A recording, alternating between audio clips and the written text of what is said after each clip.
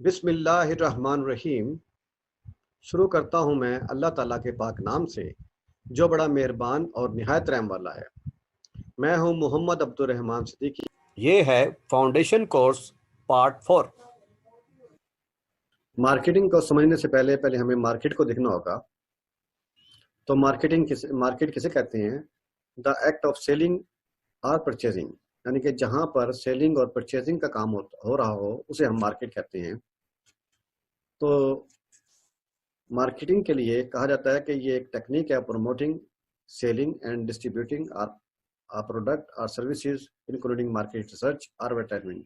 تو جہاں پر آپ پروموٹنگ کر رہے ہو اپنی پروڈکٹ کی اور سیلنگ کر رہے ہو اور وہاں ڈسٹریبیوشن کر رہے ہو، ڈسٹریبیوٹنگ کر رہے ہو پروڈکٹ کو، یا وہاں ریسرچ کر رہے ہو یا وہاں پر ایڈورٹائزمنٹ کر رہے ہو، تو اس کا مطلب یہ ہوا کہ آپ وہاں پر مارکیٹنگ کر رہے ہیں۔ مارکیٹنگ کو ہم ایسے بھی ڈیفائن کر سکتے ہیں کہ یہ ایک پروسیس کا نام ہے جس میں ہم کمیونیکیٹ کرتے ہیں value of the product and services. کسے کرتے ہیں کمیونیکیٹ؟ یہ ہم کسی کسٹمر کو بھی جو ہم پروڈکٹ کے بارے میں اور سروس پرووائڈ کرتے ہیں، تو اس کا مطلب ہم وہاں پر مارکیٹنگ کر رہے ہیں۔ مارکیٹنگ کو ہم ایسے بھی ڈیفائن کر سکتے ہیں کہ یہ انڈرسٹینڈنگ ہے بائر کو سمجھنے کی، اس کی نیڈ کو، اور وہاں کریٹ کرتے ہیں ویلیویبل پروڈکٹس اینڈ سروسز، اور اس کو ہم انفارمیشن پرووائڈ کرتے ہیں اسپیشلی اس لیے کہ وہ اس کی روشنی میں اپنے پرابلم کا سولوشن تلاش کر لے۔ تو یہ بھی مارکیٹنگ کی ڈیفینیشن ہے۔ سٹنٹن جو کہ مارکیٹنگ کا گرو ہے، اس کے مطابق وہ کہتا ہے کہ نیڈ، وانٹ اینڈ سیٹسفیکشن کا نام مارکیٹنگ ہے۔ یعنی کہ ہمارا نمائندہ جو ہے وہ کلائنٹ کی نیڈ کو ہائی لائٹ کرتا ہے، پھر اس کو سولوشن دیتا ہے جس میں کلائنٹ کہتا ہے کہ یہ میری ضرورت ہے، اور اس ضرورت کے تحت وہ پالیسی جب دیکھتا ہے اور وہ اس پالیسی سے، ہماری انشورنس سے وہ مطمئن ہو جاتا ہے، تو اس کا نام ہے کہ یہ مارکیٹنگ ہے۔ اب ہم دیکھیں گے function of a sales agent کا فنکشن ہوتا کیا ہے۔ تو سیلز ایجنٹ کا جو فنکشن ہے وہ یہ ہے کہ وہ پراسپیکٹنگ کرے وتھ سسٹمیٹیکلی پروسیس کے تحت ریگولر وہ اپنا گاہکوں کی تلاش میں رکھیں، اور کوالیفائنگ وہ پراسپیکٹ کریں بیس آن دی اسٹینڈرڈ کی بنیاد پر وہ کوالیفائی کرے، اپنے پراسپیکٹ کو تلاش کرے، اور وہ مرکزی اثر سے بھی تعاون حاصل کرتے ہوئے وہاں سے بھی نام حاصل کرتا ہے وہ، اور وہ کمیونٹی میں کوئی بھی فنکشن ہوتا ہے تو وہ اس میں حصہ لیتا ہے، کمیونٹی سے الگ تھلگ نہیں رہتا، اور وہ اپنے پراسپیکٹ کا جو ہے کمپلیٹ ریکارڈ بھی اپنے پاس مینٹین رکھتا ہے۔ پھر جب پالیسی مکمل ہو جاتی ہے تو وہاں سے وہ مختلف قسم کے ریفرنسز جو ہے وہ آبٹین کرتا ہے تاکہ پری کوالیفائڈ نیم حاصل ہوں اور آگے وہ پراسپیکٹ کو جاری رکھے۔ تو function of the sale agent یہ بھی ہے کہ اس کے پاس ایک ویل ڈیفائنڈ قسم کی مارکیٹ موجود ہوتی ہے، اور اس کے پاس کلائنٹ کے بارے میں لسٹ بھی موجود ہوتی ہے۔ اور فنکشن آف سیلز ایجنٹ میں یہ بھی ہے کہ وہ نئی مارکیٹس کو ایکسپلور کرتا ہے، دریافت کرتا رہتا ہے۔ وہ اپنے پراسپیکٹ کے ساتھ بزنس میٹنگ کو ریگولرلی جاری رکھتا ہے، اور اگر کوئی ریکوائرمنٹ آتی ہے، پالیسی حاصل کرنے کے بعد ریکوائرمنٹ آتی ہے، تو وہ اسے فوراً ٹائملی فلفل کرتے ہوئے پالیسی کو کلوز کرتا ہے۔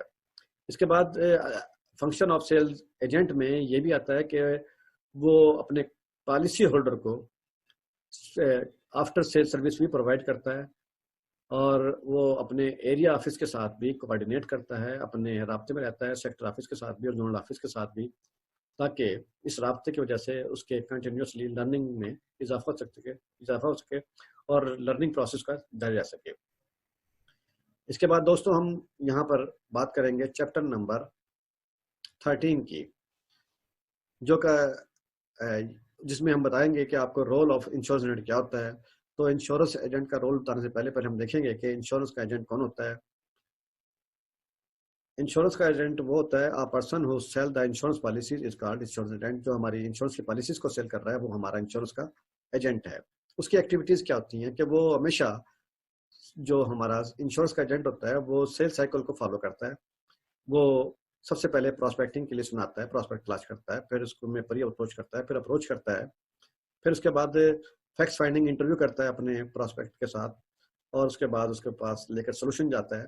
سولوشن کو وہ بنا کر اس کو ایسے پیش کرتا ہے کہ پراسپیکٹ کہتا ہے کہ جناب یہ واقعی میری ضرورت کو پورا کر رہا ہے، پھر وہ سیل کو کلوز کرتے ہوئے سیل فالو تھرو کرتا ہے، اور بعد میں جب ڈاکومنٹ مکمل ہو جاتے ہیں تو اس کی ڈیلیوری کرنے کے بعد جب ڈاکومنٹس آئیں گے تو اس کی ڈیلیوری کرے گا، اور بعد میں آفٹر سیل سروس بھی دے گا، کسٹمر کو اپنی سروس بھی دیتا ہے۔ تو یہ اس کا رول ہے سیل ایجنٹ کا۔ اس کو ہم تفصیلاً آگے دیکھتے ہیں کہ پراسپیکٹنگ کہتے کس کو ہیں۔ سب سے پہلے سٹیپ میں سیل سائیکل میں پراسپیکٹنگ ہے۔ تو پراسپیکٹنگ کسے کہتے ہیں، پراسپیکٹ کسے کہتے ہیں؟ تو پراسپیکٹ کے بارے میں کہتے ہیں، پراسپیکٹنگ کا مطلب ہوتا ہے سونے کی تلاش۔ کیونکہ ہمارا کلائنٹ جو ہمارے متوقع گاہک ہے وہ ہمارے لیے سونا ہے. تو ہو از اے پروسپیکٹ، ہمارا پروسپیکٹ کون ہے؟ ہمارا پروسپیکٹ وہ ہو سکتا ہے جو کسی لیگل پروفیشن سے اٹیچ ہو، وہ انلیگل کاروبار نہ کرتا ہو، جس کی قانون اجازت نہیں دیتا، جس کا ملک اجازت نہیں دیتا. وہ ہمیشہ وہی کام وہ تلاش کرے گا جو لیگل پروفیشن سے منسلک ہوں گے، اور وہ ایسا گاہک تلاش کرے گا جس کی ریگولر انکم ہوتی ہے، اور وہ ایسا بندہ تلاش کرے گا جو پریمیم کو افورڈ بھی کر سکے پالیسی کو جاری رکھنے کے لیے. وہ ہمیشہ ایسے پراسپیکٹ ہمارا وہ ہوگا جس کی گڈ ہیلتھ بھی ہوگی، صحت اس کا تندرست ہوگا، نہ کہ وہ بستر مرگ پہ پڑا ہو. وہ ہمارا پراسپیکٹ نہیں ہوتا. تو ہمیشہ has to support his family. وہ ایسا پراسپیکٹ تلاش کرے گا کہ جس کی انشورنس جو ہے وہ نیڈ ہے، وہ اپنی فیملی کو سپورٹ کر رہا ہوگا اور اس کا انشورڈیبل انٹرسٹ بھی ہوگا. تو پراسپیکٹ تلاش کرتے وقت ہمارے نمائندے کے ذہن میں یہ بھی ہوگا کہ ہمارا پراسپیکٹ وہ ہے جس کی ایج جو ہے وہ 18 سے لے کر 65 تک ایئر کی درمیان میں ہونی چاہیے، نہ اس سے کم ہو نہ اس سے زیادہ ہو. تو وہ ایسے افراد کو تلاش کرتے ہوئے یہ ہمارے پراسپیکٹ ہوں گے، وہ ان کو تلاش میں جاری رکھتے سرگرم رکھتا ہے. اب ہم دیکھتے ہیں کہ امپورٹینس آف دی پراسپیکٹنگ کیا ہے، اس کی امپورٹنس دیتے ہیں.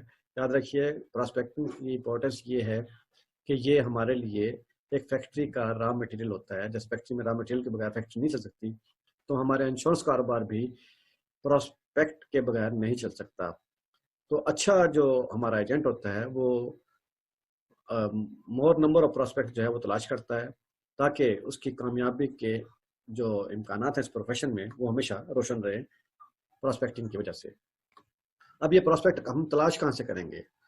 تو جو ہم نے اس کا کرائٹیریا بتایا کہ پراسپیکٹ میں کون کون سے کرائٹیریا ہوتے ہیں کہ وہ افورڈنگ کیپیسٹی بھی ہو اور انشورڈیبل انٹرسٹ بھی رکھتا ہو، اس کی ایج بھی 18 اور پھر 65 کے درمیان ہو. تو اس کو مدد رکھتے ہوئے تو آپ پراسپیکٹ کو تلاش کر سکتے ہیں اپنے رشتہ داروں میں، اپنے ریلیٹیوز میں، فرینڈز میں، کولیگس میں، اپنے ہمساؤں میں. اور مختلف قسم کی جو کاروباری آپ میٹنگ کریں گے، آپ مختلف مارکیٹ میں جا کے تلاش کر سکتے ہیں، آپ ٹیلی فون ڈائریکٹری سے تلاش کر سکتے ہیں، آپ یلو پیجز سے بھی کر سکتے ہیں، آپ کولڈ کال سے بھی آپ کر سکتے ہیں. اور آپ جب مارکیٹ میں جائیں گے تو مختلف لوگوں کو جب آپ ملیں گے تو آپ اس کرائٹیریا کی بنیاد پر اپنے پراسپیکٹ کو تلاش کر سکتے ہیں. اب کہتے ہیں کہ آئیڈینٹیفائی یور پراسپیکٹ. تو جب آپ کسی پراسپیکٹ سے ملیں گے تو وہاں دیکھیں کہ یہ ہمارا پراسپیکٹ ہے کہ نہیں، تو اس کے بارے میں آپ بیسک انفارمیشن آپ کلیکٹ کریں، اس کا پروفیشن جاننے کی کوشش کیجیے، اس کے ایسٹیمیٹ آپ انکم دیکھیے، پھر اس کا میریٹل سٹیٹس کیا ہے، یہ میرڈ ہے یا ان میرڈ ہے یہ دیکھیے. پھر جب آپ اس سے گفتگو کر رہے ہیں، اس کے بارے میں انفارمیشن لینے ہو، تو آپ دیکھیے کہ اس کا نیڈ فار انشورنس کیا ہے، اس کی بیسک نیڈ کیا ہے، تاکہ آپ اس کا سولوشن لیتے ہوئے، اس کو مد نظر رکھتے ہوئے آپ انشورنس کو سیل کر سکیں. اب اس میں آتا ہے اگلا مرحلہ ہمارا کہ اس کو اپروچ کریں. تو پری اپروچ میں جو آپ تیاری کریں گے اس میں آئیڈینٹیفائی کریں your prospect in the light of the info gathering. جو آپ نے ان معلومات حاصل کی ہیں اس میں دیکھیے کہ آیا یہ بندہ ہمارے لیے پراسپیکٹ بھی ہے کہ نہیں ہے. تو آپ اس کا اندازہ کریں کہ اس کی سیونگ کتنی ہے، اس کے پرابلم کیا ہے، اور اس کی پاسبل نیڈ کیا ہے. پھر آپ یہ بھی آپ دیکھیں گے اس میں پریپریشن میں کہ اس کے لیے سوٹیبل پلان کون سا ہے، یہ بھی ہم اس میں تلاش کریں گے. پھر آپ نے چیک کرنا ہے اپنے آپ کو کہ جانے سے پہلے، اور اپنی کٹ کو جب آپ میٹنگ کرنا چاہ رہے ہیں، اس سے آپ اپروچ کرنا چاہ رہے ہیں، تو اس سے پہلے اپنی کٹ دیکھیے. تو آپ کی کٹ میں آپ کے بیگ میں پروپوزل فارم ہونا چاہیے، رف پیڈ ہونا چاہیے سمجھانے کے لیے، اور ریٹ بک ہونی چاہیے آپ کے پاس، اور انچی ٹیپ ہونی چاہیے تاکہ میئرمنٹ کر سکیں. آپ کے پاس ویٹ مشین بھی ہونی چاہیے، آپ کے پاس پین بھی ہونی چاہیے، آپ کے پاس اسٹیمپ پیڈ بھی ہونا چاہیے تاکہ تھم امپریشن آپ آسانی سے لے سکیں. تو پوری تیاری کرنے کے بعد آپ وہاں پر اپروچ کریں گے. اور اپروچ کرتے وقت یاد رکھیے کہ جب آپ اپروچ کر رہے ہوں تو یہاں پر اس چیز کو آپ نے فالو کرنا ہے کہ آپ کا جو انٹروڈکشن ہو وہ اس طرح سے ہو کہ آپ کا ایک امپریسو قسم کا اس کے اوپر ایک امیج جائے کہ وہ آپ کی شخصیت سے متاثر ہو. اور آپ نے جب اپروچ کرنا ہے تو آپ کو سامنے ایک پرپز ہونا چاہیے کہ جو پرپز آف یور وزٹ جو ہے وہ اس طرح سے ہو کہ وہ افیکٹو ہو، نہ کہ وہ ہمارا ٹائم ضائع ہو جائے. اور time required, get the time for meeting efficiently. تو جب آپ اس سے ٹائم لیں تو اس طرح گفتگو کریں کہ وہ میٹنگ آپ کی ایفیشینٹلی ہو، جس کا کوئی رزلٹ بھی سامنے آ جائے. اب ہم دیکھیں گے کہ facts finding and need analysis, ٹھیک ہے نہیں. تو اس میں یہاں پر اس کے بارے میں ہم انفارمیشن جو ہے وہ حاصل کریں گے جو ہے ود ڈفرینٹ انٹرویو اسٹائل، ٹھیک ہے نہیں. یاد رکھیے کہ جب آپ اس کے بارے میں انفارمیشن لے رہے ہوں تو وہاں پر آپ نے اس کی توجہ جو ہے وہ بھرپور لینی ہے، اور گفتگو کرتے وقت اس کے انٹرسٹ کو مد نظر رکھیں کہ وہ اس کا انٹرسٹ آپ کی گفتگو کی طرف ہو، نہ کہ وہ ادھر دیکھے. جب آپ اس سے گفتگو کر رہے ہوں تو یاد رکھیے کہ وہاں پر آپ نے اوپننگ اینڈ کلوزنگ کوشچن تیار رکھنے ہیں. ایسے اوپننگ کوشچنز ہوں اور کلوزنگ ہو کہ اس کا انٹرسٹ جو ہے وہ آخر تک آپ کا برقرار رکھے، ٹھیک ہے. اور آپ نے جو اسٹیٹمنٹ بنانی ہے وہ بھی آپ نے تیار رکھنی ہے کہ اس کے بارے میں آپ لکھ کر رکھیں کہ میں نے شروع کیسے کرنا ہے، کلوز کیسے کرنا ہے، اور مجھے اس کے بارے میں کیا کیا چیزیں درکار ہیں. اب جب آپ کو یہ تمام چیزیں مل جائیں گی تو اس کے بعد کہتے ہیں assessing the need for insurance. اب آپ دیکھیے کہ جو آپ نے وہاں سے انفارمیشن کلیکٹ کی تھی اس کی روشنی میں کہ جو ہم نے نیڈ دیکھنی ہے کہ آیا یہ انشورنس جو لینا چاہتا ہے کیا وہ فیملی کی پروٹیکشن کے لیے لینا چاہتا ہے، یا سیونگ اینڈ انویسٹمنٹ کے لیے اس کو سیل کریں، یا ایکسیڈنٹل کوریج کے لیے دیں، یا آفٹر ریٹائرمنٹ اس کو انکم چاہیے، یا بچوں کی شادی کے لیے، یا ایجوکیشن کے لیے. تو جہاں جو اس کی چبھتی ہوئی نیڈ ہو، جو اس کی کہتے ہیں کہ بہت امپورٹنٹ نیڈ ہے، آپ اس کو مد نظر رکھتے ہوئے اسے ہائی لائٹ کریں گے. یاد رکھیے کہ factors for establishing a good relation, کہ آپ کا اپنے پالیسی ہولڈر کے ساتھ جو ہے وہ بہترین تعلق تبھی قائم ہوگا جب آپ کی اپیرنس زبردست ہوگی، یعنی کہ آپ کی پرسنالٹی زبردست ڈیولپ ہو. اپیرنس میں آپ کا لباس ہے، آپ کا شیو ہے، آپ کے ناخن ہیں، آپ کا بال کا سٹائل ہے، آپ کا گفتگو کرنے کا انداز ہے، آپ کا بیٹھنے کا انداز ہے، اور آپ کی پرزنٹیشن جو آپ وہاں پیش کریں گے، یہ تمام کا تمام اپیرنس میں آئے گا. تو یہ تمام چیزوں کو مدد رکھتے ہوئے آپ نے اس کو بہت اچھا اور امپریسو بنانا ہے آپ نے، کہ آپ کے اپیرنس ایسی ہو کہ دیکھنے والا اور سننے والا وہ آپ سے بہت متاثر ہو. اور اس میں دوسرا فیکٹر یہ ہوتا ہے کہ انڈرسٹینڈ دیئر نیڈ. آپ جب گفتگو کر رہے ہوں تو اس کی جو نیڈ ہے، جو وہ کہہ رہا ہے کہ میری نیڈ یہ ہے، اس کے مطابق آپ پالیسی کو سیل کریں. اگر وہ کیا کچھ ہو رہا ہے کہ بچے کے لیے پالیسی چاہیے اور آپ اسے دے دیں اس کے بڑھاپے کے لیے، تو وہ سیٹسفائی نہیں ہوگا. تو یہ آپ کے لیے کوئی گڈ ریلیشننگ کا باعث نہیں بن سکتا. تو انڈرسٹینڈ کو نیڈ کرتے ہوئے آپ نے پالیسی کو سیل کرنی ہے. اور کوالٹی آف انفارمیشن آپ نے دینی بھی ہے اور لینی بھی ہے. ادارے کے بارے میں، پروڈکٹ کے بارے میں جو آپ کی انفارمیشن ہے وہ کوالٹی پہ مبنی ہو اور سچ پہ مبنی ہو. اور جب آپ گفتگو کر رہے ہو تو سننے والا پالیسی ہولڈر یا متوقع پالیسی ہولڈر محسوس کرے کہ آپ اس کو پرابلم کے بارے میں سنسیئر ہیں اور سنسیئرلی آپ اس کا سولوشن دیں گے. آپ نے جب بھی اپنے متوقع پالیسی ہولڈر سے بات کرنی ہے تو سمپل ٹاک کریں، اس کی مدر لینگویج میں بات کریں جو وہ آسانی سے سمجھ سکے، نہ کہ آپ اس کو امپریس کرنے کے لیے کوئی ڈیفیکلٹ لفظ بولیں جو وہ سمجھ ہی نہ سکے. آپ کے لہجے میں پولائٹنس ہونی چاہیے، نہ کہ سختی ہو، اور نہ کہ یہ شو رہا ہو کہ آپ اسے پریشرائز کر رہے ہیں بیمے کو سیل کرنے کے لیے. پولائٹ انداز سے بات کیجیے. یہ تمام فیکٹرز وہ ہیں جو آپ کو گڈ ریلیشن بنانے میں آپ کے لیے معاون ثابت ہو سکتے ہیں. اب آ جائیں آپ نے پریزنٹیشن کو کیسے پیش کرنا ہے. جو آپ پریزنٹیشن بنائیں گے، جو آپ پلان پیش کریں گے، اس کو آپ نے کیسے پیش کرنا ہے. یاد رکھیے کہ آپ کی افیکٹو قسم کی جو پریزنٹیشن ہے اس کا رزلٹ یہ ہوتا ہے کہ آپ کے جو پلان ہے، جو آپ کا پریزنٹیشن ہے، جو آپ کی پالیسی ہے، وہ آپ کی سیل ہو جائے گی. اگر آپ کا ان افیکٹو پریزنٹیشن ہوئی تو کیا ہوگا کہ یہ سورس آف فرسٹریشن بنے گی پالیسی ہولڈر کے لیے. وہ فرسٹریٹ ہو جائے گا اور وہ آپ کو انکار بھی کر سکتا ہے. تو یاد رکھیے جو ٹاسک ہے سیلز مین کا، ہمارے انشورنس کے سیلز مین کا، وہ یہ ہوتا ہے کہ وہ کنورٹ کرے کسٹمر نیڈ کو انٹو وانٹ میں، کہ اس کے نیڈ کو دیکھتے ہوئے ایسے پیش کرے کہ کسٹمر خود کہے کہ مجھے انشورنس کی ضرورت ہے، کہ مجھے واقعی یہ انشورنس کی ضرورت ہے، اور وہ ایسا پلان دے کہ وہ واقعی سن کر کہے کہ جناب یہ میری ریکوائرمنٹ کو پورا کرتا ہے، میری نیڈ کو پورا کرتا ہے، اور وہ اس سے مطمئن ہو جائے. تو اس کا مطلب ہے آپ نے مارکیٹنگ کر لی. یاد رکھیے کوئی بھی پلان جو ہے آپ کا وہ اس طرح سے ہونا چاہیے کہ it should be logical and emotional, کہ وہ ایک لاجیکل سیکوینس میں ہونا چاہیے اور ایموشنل کر دے اسے خریدنے پر اسے آمادہ کر لے کہ جناب میں نے یہ پالیسی پرچیز کرنی ہے. اور آپ نے مینٹین رکھنا ہے لاجیکل سیکوینس کو، کہ اس کو ٹوٹنے نہیں دینا.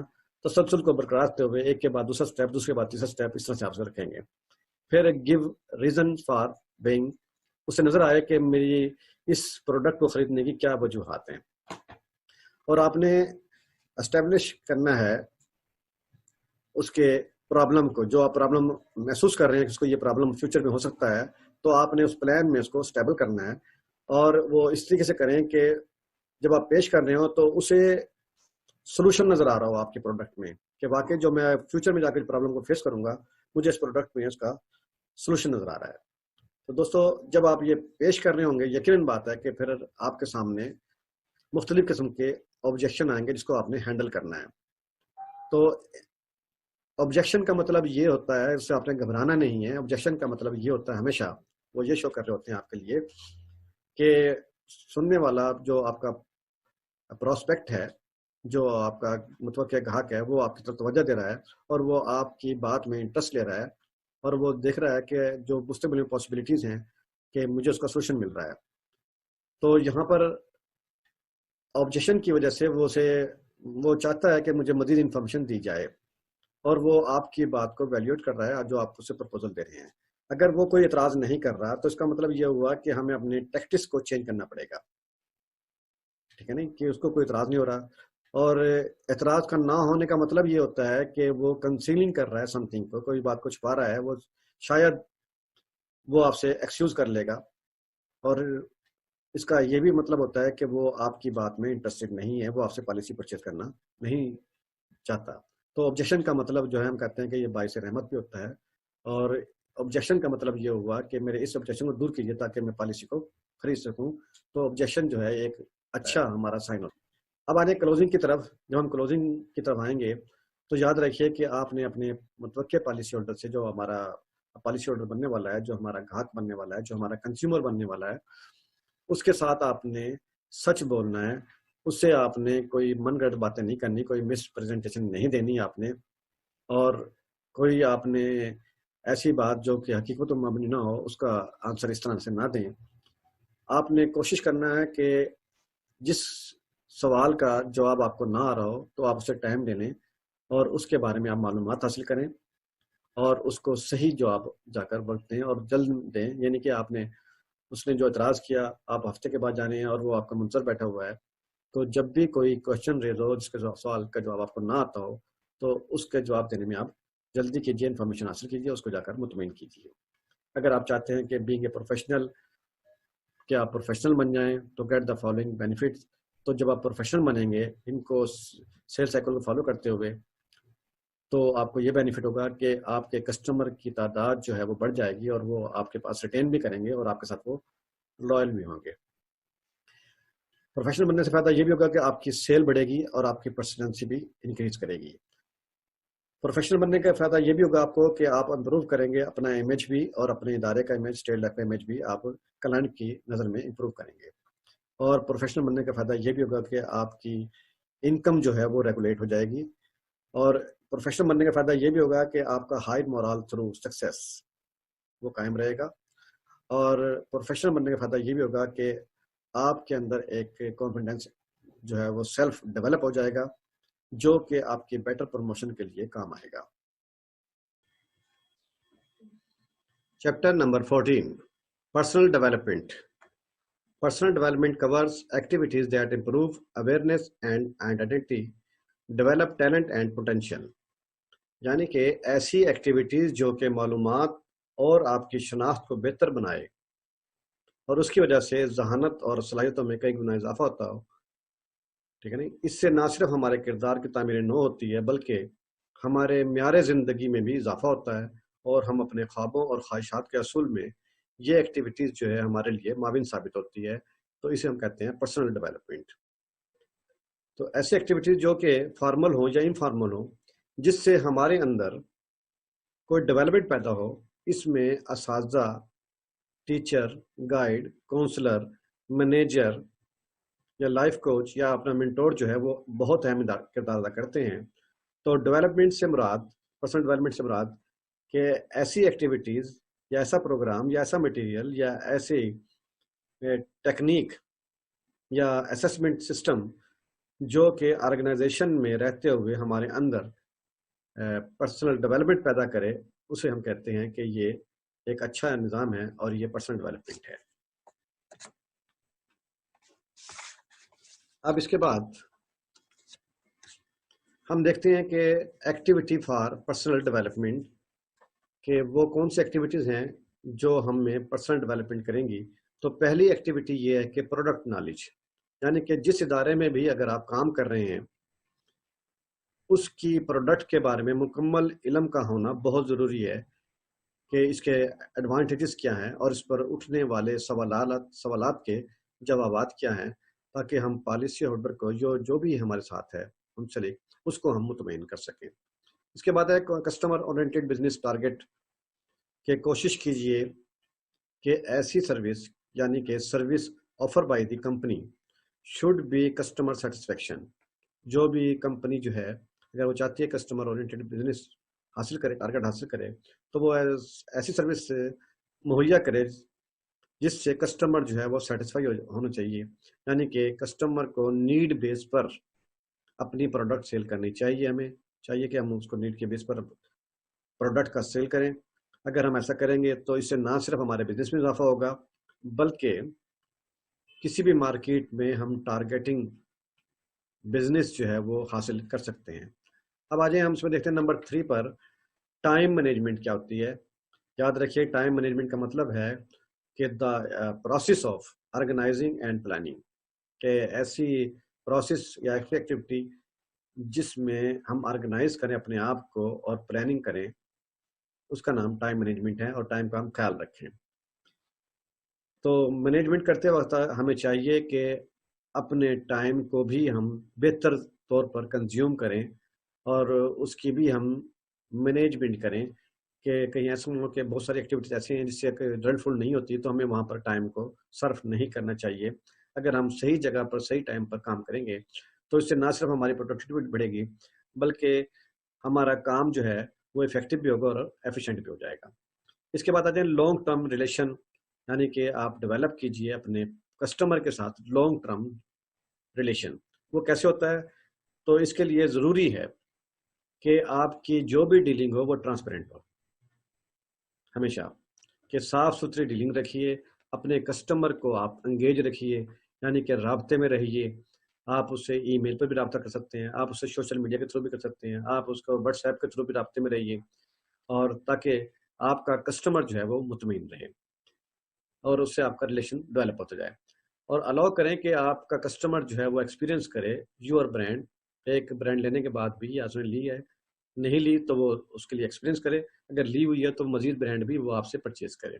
اگر رابطے میں رہیں گے تو یہ کام ہوتا ہے، اور اس کے لیے آپ کیا کریں گے؟ ایکسپلور کریں گے سوشل میڈیا انفلوئنس، کہ جو آپ کے بارے میں اچھی معلومات ہیں ادارے کے بارے میں، آپ کے پروڈکٹ کے بارے میں، وہ بھی آپ اس سے شیئر کیجیے، اور وہاں پر پرووائڈ کریں ویلیوز، اپنی ویلیوز بھی وہاں پرووائڈ کریں، اپنی بھی اور اپنے ادارے کی بھی، کہ اچھے کام کیجیے، اچھی ایکٹیویٹیز کو وہاں پر شیئر کیجیے۔ اور جب بھی آپ کی ملاقات آپ کے کسٹمر کے ساتھ ہو تو اس کو آپ یہ شو کریں کہ آپ اس کے لیے بہت اسپیشل ہیں، اس کو آپ ویسے ہی آپ نے توجہ دینی ہے، ویسے ہی عزت دینی ہے جیسے آپ فرسٹ ٹائم اس کے ساتھ ملے تھے۔ اور جب بھی کوئی کیوری آ جائے تو فوراً اس کو آپ رسپانڈ دیں، جب بھی وہ آپ سے ملتا ہے تو اس کو آپ رسپانڈ دیں فوراً سے۔ اب نمبر 5 پر آ جائیں کہ موٹیویشن، کہ موٹیویشن کیا چیز ہوتی ہے۔ موٹیویشن کا مطلب یہ ہے کہ ایسا کام جس سے لوگ خود بخود کام کی طرف لگ جائیں، یعنی ایسا ایکشن جس میں لوگ ولنگلی کام کریں اور اپنے گولز کو اچیو کریں، تو یا وہ ڈیزائر جو کام کرنے پہ مجبور کر دے، اس کو ہم کہتے ہیں کہ موٹیویشن۔ تو موٹیویشن ہمیشہ ہمارے اندر تب پیدا ہوتی ہے جب ہمارے پاس ڈیزائر ہو پیسہ کمانے کی، تو کام کرنے کے لیے موٹیویشن کا ہونا ضروری ہے۔ یہاں پیسہ جو اہم رول ادا کرتا ہے۔ یاد رکھیے کہ آپ اپنے پالیسی ہولڈر کے ساتھ بھی، آپ اپنے جونیئر کے ساتھ بھی جو ہے اس میں ڈیزائر پیدا کریں کہ یہاں پر چانسز زیادہ ہیں پیسے کے بھی۔ تو نمبر 2 سکسیس کو مد نظر رکھیں۔ کامیابی بھی ہمارے اندر موٹیویشن پیدا کرتی ہے، تو آپ دیکھیں کہ آپ کے ادارے میں کتنے لوگ کامیاب ہوئے ہیں، اس کو ایز اے موٹیویشن آپ اس کو یوز کریں، اور یہاں پر رہ کر آپ دیکھیں کہ ریکگنیشن ہے، کیا آپ کی شناخت ہے۔ یقیناً یہاں پر جس ادارے میں آپ کام کر رہے ہیں وہاں پر آپ کی شناخت اور وہاں پر اعلیٰ اعزازات سے آپ کو نوازا جاتا ہے۔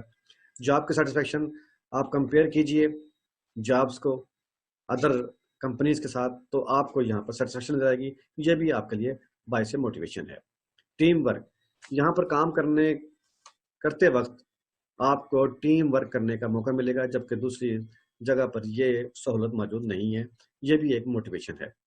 اب آ جائیں کہ مورال کیا ہوتا ہے، ہم کسے کیا کہیں گے اس میں؟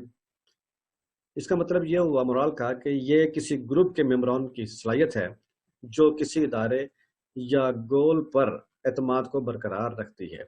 اندر کی جو خواہش ہوتی ہے اس میں ایک عجیب سی جو آپ کو ریگولر رکھتی ہے کہ میں یہ کام کروں، اپنے مورال کو آپ ہائی رکھیں، ٹھیک ہے نا جی؟ اور یقیناً بات ہے جب آپ کا مورال ہائی ہوگا تو آپ آسانی سے کوئی بھی گول اچیو کر سکتے ہیں، اور ان حالات میں جب کہ آپ کے سامنے بہت بڑی اپوزیشن موجود ہو، لیکن اگر آپ کا مورال ہائی ہوگا تو یقیناً بات ہے کہ آپ اس کو اچیو ضرور کریں گے۔ ہائی مورال کا رزلٹ کیا ہوتا ہے؟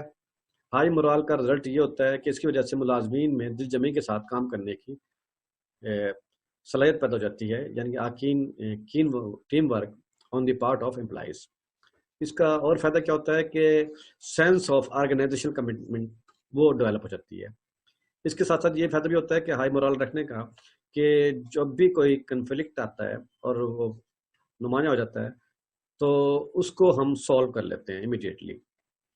ساتھ ساتھ ہماری ہیلتھ بھی، اور ہمارے پاس نہ صرف ہماری ہیلتھ صحیح رہتی ہے بلکہ ایک ہمیں کام کرنے کے لیے سیف قسم کی انوائرمنٹ مل جاتی ہے۔ اور اس کے ساتھ ساتھ یہ بھی ہوتا ہے کہ جب ہائی مورال ہوتا ہے تو افیکٹو کمیونیکیشن جو ہے کسی بھی آرگنائزیشن میں وہ جاری رہتی ہے، وہاں پر ڈیولپ ہوتی رہتی ہے، اور اس ادارے کا اس ماحول کی وجہ سے یاد رکھیے کہ پروڈکٹیوٹی میں اس کا اضافہ ہوتا ہے، اور یہی چیزیں ہمیں جو ہے گریٹر موٹیویشن دیتی ہیں۔ اب ہم دیکھتے ہیں اس کا نیگیٹو پہلو وہ ہوتا ہے کہ لو مورال۔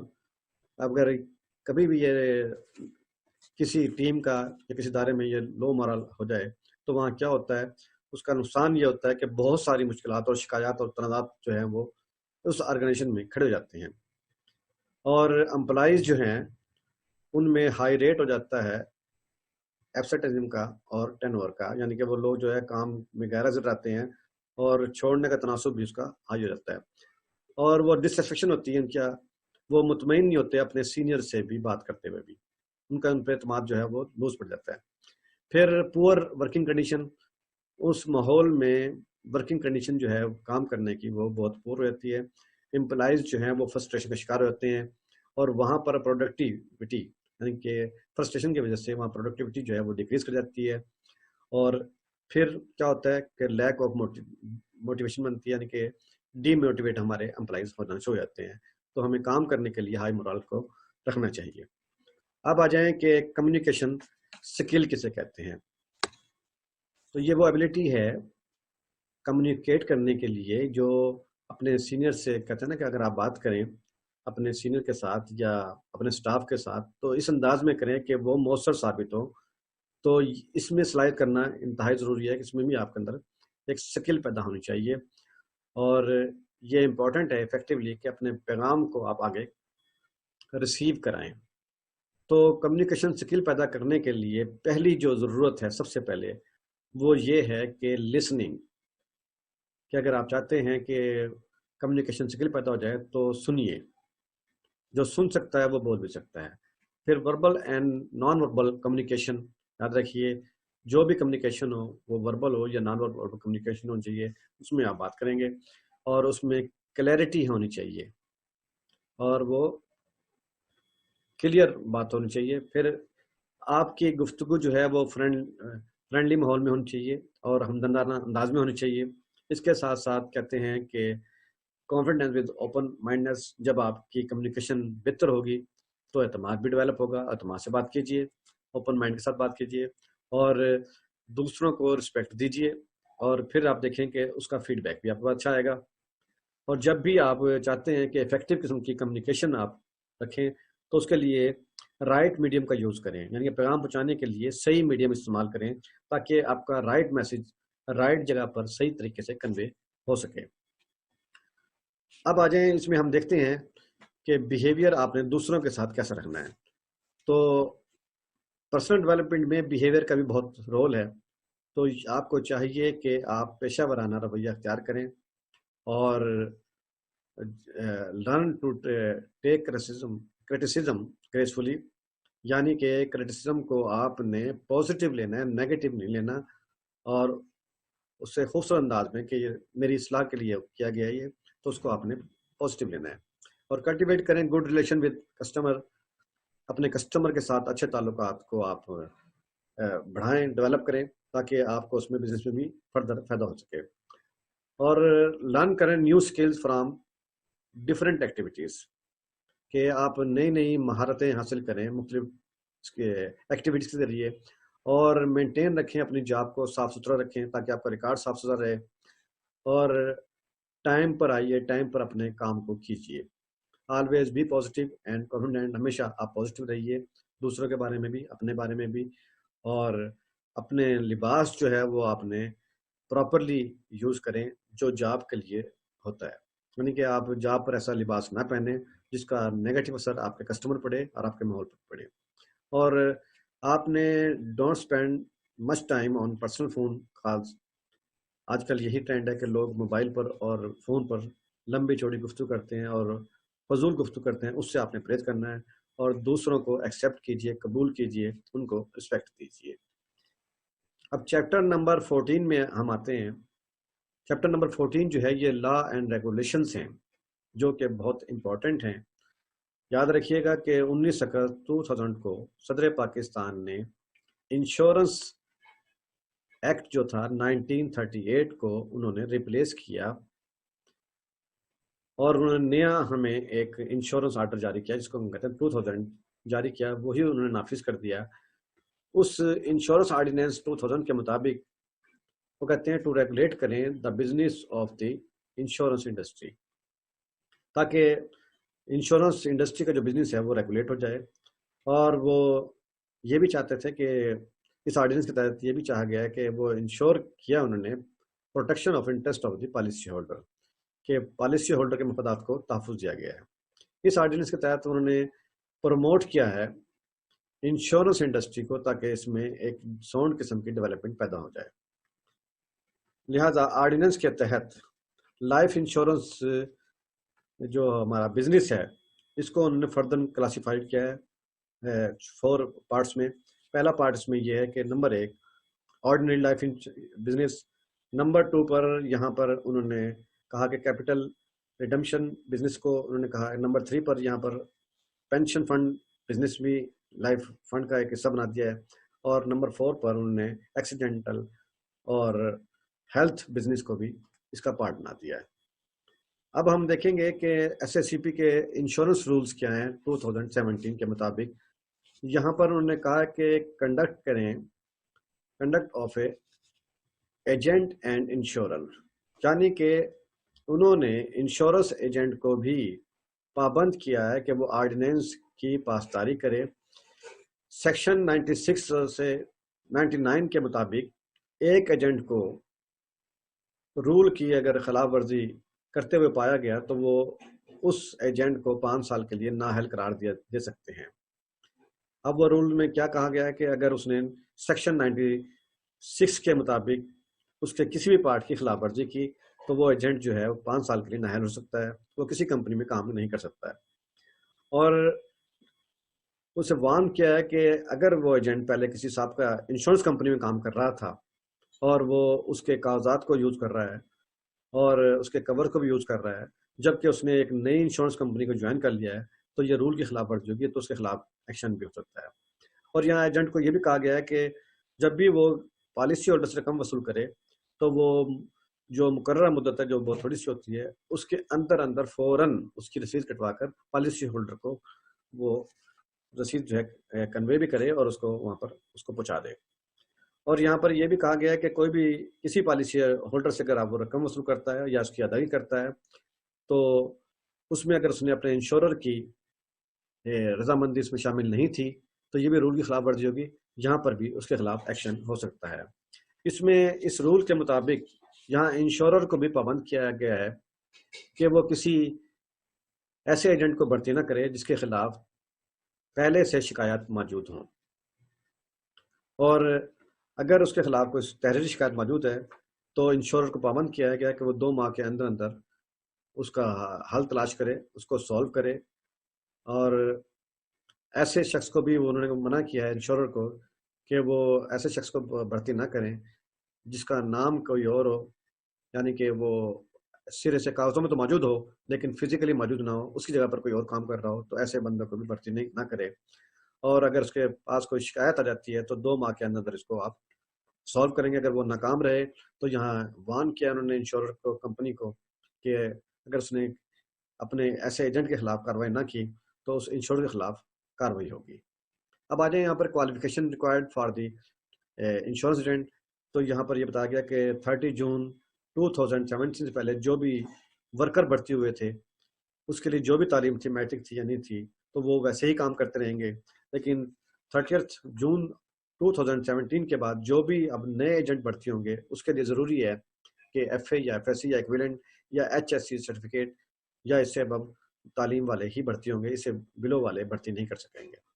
اور یہاں پر ایجنٹ کو بھی پابند کیا ہے کہ وہ 3 ماہ کے اندر اندر کورس کو، جو کہ فاؤنڈیشن کورس ہے، جو کہ پروڈکٹ کے بارے میں ہے اس کمپنی کے، تو اس کا کرنا وہ ضروری ہے، ادروائز اس کے خلاف بھی ایکشن ہو سکتا ہے. اور یہاں پر یہ بھی کہا گیا ہے کہ registration of the insurance agent, کہ جب بھی آپ کسی ایجنٹ کو بھرتی کریں گے تو پابند کیا گیا ہے 98 کے سیکشن، جو سب سیکشن ہے اس کے مطابق کہ ہر ایجنٹ جو ہے اس کا رجسٹر ہونا بہت ضروری ہے. اس رجسٹریشن میں اس کا نام بھی آئے گا، اس کی تاریخ پیدائش بھی آئے گی، اس کا پوسٹل ایڈریس بھی آئے گا، اور اس میں اس کا بھی ذکر آئے گا جس نے اس کو بھرتی کیا ہے، اس فرد کا نام بھی اس اسٹیٹ میں، اس میں رجسٹریشن میں نام شامل ہوگا. اب آج ہم دیکھتے ہیں کہ statement and declaration required for the insurance agent, کہ یہاں انہوں نے پابند کیا ہے کہ 12 ماہ جب بھی کوئی بندہ بھرتی کریں گے تو 12 ماہ سے پہلے اس کو اپنا ڈکلیئرنس دینا پڑے گا کہ یہ ایجنٹ جو ہے کسی ایسی سرگرمیوں میں ملوث نہیں ہے جس کے تحت خلاف ورزی ہوتی ہو، اور وہ ڈکلیئر کرے گا کہ اس نے کوئی ایسی عہدہ نخواستہ گبن یا کوئی کسی کے ساتھ فراڈولنٹ کے کیس میں ملوث نہیں رہا ہے، تو وہ اپنے ڈکلیریشن ہر سال جمع کرائے گا. یاد رکھیے کہ جو بھی یہ اسٹیٹمنٹ دے گا ایجنٹ، وہ ڈکلیریشن وہ شوڈ بی ان رائٹنگ، نہ کہ وربل ہو، وہ رائٹنگ کی شکل میں جمع کرائے گا اپنے ایجنسی سیکشن میں. اور سیکشن 62 کے مطابق جو کہ فنانس بل تھا 2012 میں، یہاں پر حکومت پاکستان نے ٹیکس کا کریڈٹ دیا ہے آن لائف انشورنس پریمیم پر بھی، جس سے ہمارے پالیسی ہولڈر فائدہ اٹھا سکتے ہیں اور وہ کریڈٹ لے سکتے ہیں اپنے پریمیم پر. بہت شکریہ دوستو، آپ نے ہمارے فاؤنڈیشن کورس جو کہ ایس سی سی پی نے ترتیب دیا تھا اس پر آپ نے ایک بریف سا لیکچر آپ نے سنا اور اس سے استفادہ کیا. مزید معلومات کے لیے ہمارے بہت سارے لیکچر ہماری ویب سائٹ پر موجود ہیں جو مختلف ٹاپک پہ ہیں. اگر آپ چاہیں تو وہاں سے بھی آپ استفادہ حاصل کر سکتے ہیں. اگر آپ یہ لیکچر کتابی شکل میں یا ویڈیو کی شکل میں لینا چاہیں تو آپ ہمارے زونل ٹریننگ سینٹر یا ریجنل ٹریننگ سینٹر سے رجوع کر سکتے ہیں. بہت بہت شکریہ. Thank you very much.